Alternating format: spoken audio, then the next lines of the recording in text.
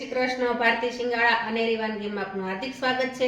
તો ચાલો આજે આપણે બનાવીશું ગાજરનું અથાણું। તો ચાલો બનાવીએ। સૌપ્રથમ મેં અહીંયા લીધા છે 500 ગ્રામ ગાજર। તો મેં ગાજર લીધા છે દેશી લીધા છે, તો તમારે દેશી ગાજર જ લેવાના છે। જે પરદેશી આવે એ નથી લેવાના, એ દેખાવમાં ખાલી લાલ આવે છે પણ મીઠાશ નથી આવતી। તો જો આને મેં ધોઈ નાખ્યા છે, ભીના પણ છે, હવે લુવાના નથી, એને આ રીતે આપણે પીલરથી એની છાલ કાઢી નાખવાની છે। આનો દેખાવ નથી હોતો પણ આના ગુણ હોય છે દેશી ગાજરના, અને તમે પરદેશી લાવો છો તો એકદમ દેખાવમાં લાલ ચટક આવે છે પણ એનો સ્વાદ જરાય નથી સારો આવતો, અને શરીરમાં આપણે એનું ગુણ પણ કાંઈ નથી હોતું। આ આપણને ગણ કરે છે દેશી ગાજર। તો જો આ રીતે આપણે છાલ કાઢી નાખી છે, આ એને પાછળનો ભાગ પણ આ રીતે કટિંગ કરી નાખવાનો છે। હવે આપણે એના બાઉલમાં કટ કરવાના છે। તો વચ્ચેથી 2 ભાગ કરવાના છે, પછી આ રીતે કરવાનું, અને આ વચ્ચેનો ભાગ નથી નાખવાનો, એટલે એને સાઈડના જ આ રીતે લેવાનું છે। જો બધો સાઈડનો ભાગ જ લેજો, વચ્ચેનો ભાગ નહીં લેતા। વચ્ચેનો ભાગ છે ને સે તૂરો લાગે છે, એટલે વચ્ચેનો ન ખવાય। એના વચ્ચેનો ભાગ જે લોકો ખાય છે ને એને ઉધરસ પણ થાય છે, અને ઉધરસ થાય પછી કોઈ રીતે મટતી પણ નથી। એટલે તમે ખાસ ધ્યાન રાખજો કે ગાજરનો વચ્ચેનો ભાગ તો તમે કોઈ દિવસ ખાતા જ નહીં, અને કોઈ ખાતું હોય તો ના પણ ના પાડજો એ લોકોને। અને અત્યારે શિયાળો છે તો દેશી ગાજર પણ બહુ મસ્ત આવે છે। તો તમે આ રીતના ગાજરનું અથાણું બનાવો તો તમને બહુ મજા આવશે। જો આમાંથી પણ મેં વચ્ચેનો ભાગ કાઢી નાખ્યો છે। તો આ જ રીતે આપણે બધા ગાજરમાંથી વચ્ચેનો ભાગ કાઢી અને સુધારી નાખવાના છે। તો ચાલો આપણે આ રીતે બધા ગાજરને સુધારી નાખીએ। તો જો આપણે ગાજર આ રીતે બધા આપણે સુધારી નાખ્યા છે, હવે આપણે એમાં હળદર મીઠું કરવાનું છે। તો આપણે એમાં અડધી ચમચી હળદર નાખી છે, અને અડધી ચમચી મીઠું નાખ્યું છે। હવે એને આપણે આ રીતે મિક્સ કરી દેવાના છે। હવે આપણે આ ગાજર હળદર મીઠાવાળાને 1 રાત સુધી રહેવા દેવાના છે, પણ વચ્ચે વચ્ચે તમારે એને હલાવતું જવાનું છે, એટલે મીઠુંનું પાણી થશે એટલે મીઠું ઓગળશે એટલે બધા એમાં મિક્સ થઈ જશે। તો હવે આને આપણે ઢાંકીને 1 રાત સુધી રહેવા દેશું। જો આપણે આ ગાજરને 1 રાત માટે રાખી દીધા હતા, તો જો અત્યારે આપણે જોઈ શકીએ છીએ કે આમાં હળદર ને મીઠાનું પાણી પણ થઈ ગયું છે, અને ગાજર પણ આપણા એકદમ પોચા આવા થઈ ગયા છે સરસ। તો આવા થાય ત્યાં સુધી આપણે રાખવાના છે। તો હવે આપણે કોટનનું કપડું લીધું છે, અને આમાં આપણે આ રીતે આમાં છૂટા છૂટા બધા સૂકવી દેવાના છે। આને આપણે 1 કલાક માટે સૂકવવાના છે, એટલે પાણી છે એ બધું આમાં ચૂસાઈ જશે અને મસ્ત આપણા ગાજર કોરા થઈ જશે। તો ચાલો આ રીતે આપણે બધા ગાજરને 1 કલાક માટે સૂકવી દઈએ।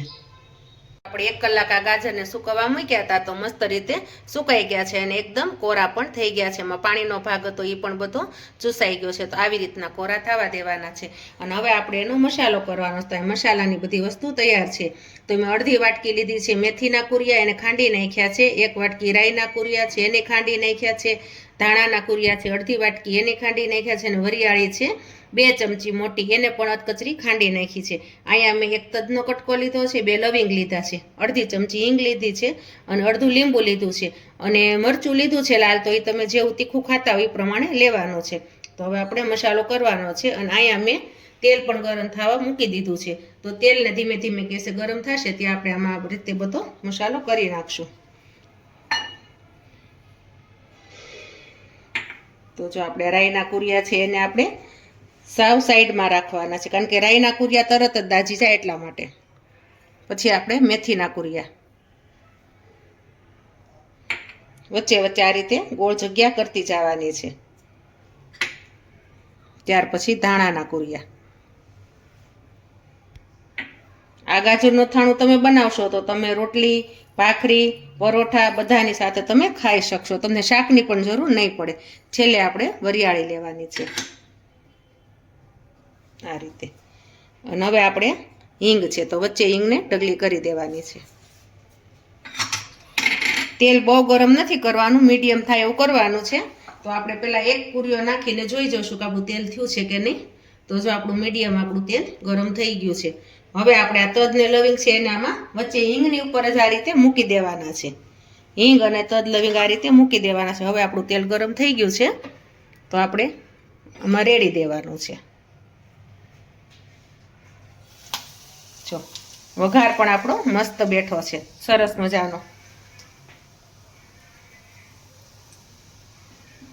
જો આ જ રીતે આપણે વઘાર કરવાનો છે, પછી આપણે એને આ રીતે ચમચા વડે મિક્સ કરી નાખવાના।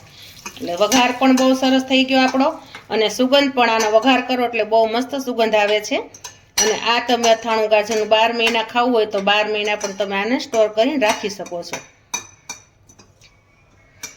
બહુ ગરમ ન થઈ જાય તેલ એનું ધ્યાન રાખવાનું છે અને આપણે આને 2 મિનિટ ઠરવા દેવાનું છે 2 મિનિટ ઠરી જાય પછી આપણે એમાં લાલ મરચું પાવડર નાખવાનો છે કારણ કે લાલ મરચું પાવડર તમે ગરમમાં નાખશો તો એનો કલર છે જ શામ થઈ જશે એટલા માટે 2 મિનિટ ખાલી આ રીતે એને હલાવવાનું છે પછી એમાં લાલ પાવડર નાખવાનો છે તો આપણે જો એને 2 મિનિટ આ રીતે હલાવ્યું હતું તો આપણે સરસ મજાનો મસાલો ઠરી ગયો છે હવે આપણે એમાં લાલ મરચું પાવડર ભેળવી દેવાનું છે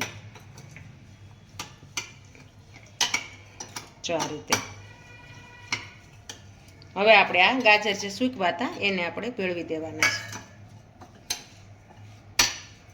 છે જો આપણે હળદર મીઠામાં ગાજર બોળ્યા હતા એટલે આપણે એમાં મીઠું નાખ્યું હતું એટલે મીઠું તમારે આ સંભારમાં નથી નાખવાનું તમે ચાખીને પછી નાખજો કારણ કે આપણે હળદર મીઠામાં નાખ્યું હોય ગાજર તો એ ખારા જ હોય પછી તમે આમાંથી મીઠું નાખશો તો ડબલ ખારું થઈ જશે હવે આપણે જે અડધું લીંબુ લીધું છે એ અડધું લીંબુ અને આ રીતે નીચવી દેવાનું છે